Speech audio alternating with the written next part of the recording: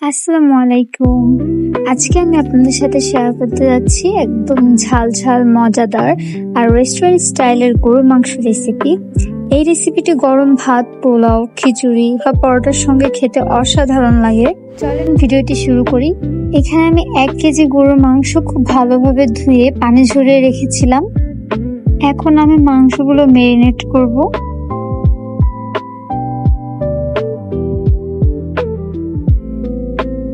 এখানে আমি দিয়ে দিচ্ছি 2 টেবিল চামচ রসুন বাটা, সাথে দিয়ে নিচ্ছি 2 টেবিল চামচ আদা বাটা। এখন আমি দিয়ে নিচ্ছি 5 থেকে 6টি মিডিয়াম সাইজের পেঁয়াজ, দিয়ে নিচ্ছি 1.5 টেবিল চামচ লবণ,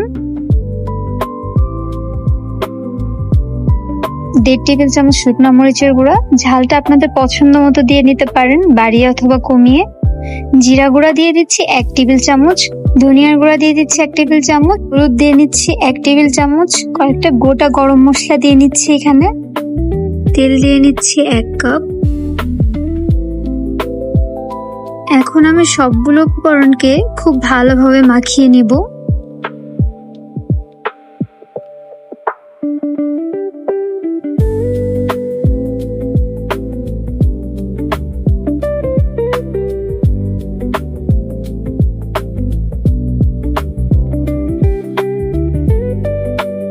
আমি মাংসটা 30 থেকে 40 মিনিট রেখে দিয়েছিলাম, কিন্তু যদি আপনাদের হাতে সময় থাকে তাহলে 1 ঘন্টা পর্যন্ত ম্যারিনেট করে রাখতে পারেন। এখানে আমি 1 কাপ পানি দিয়ে নিচ্ছি।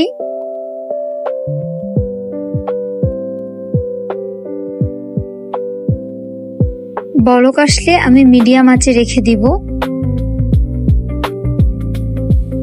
মাংসটা আমি খুব ভালোভাবে কষাতে থাকবো।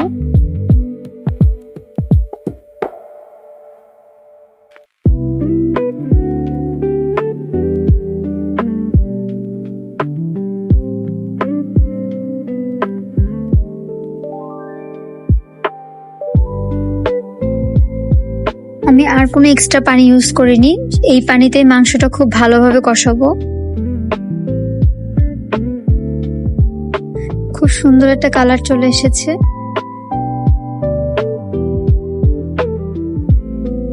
আমি মিডিয়াম আঁচে প্রায় 45 মিনিট পর্যন্ত কষিয়েছিলাম।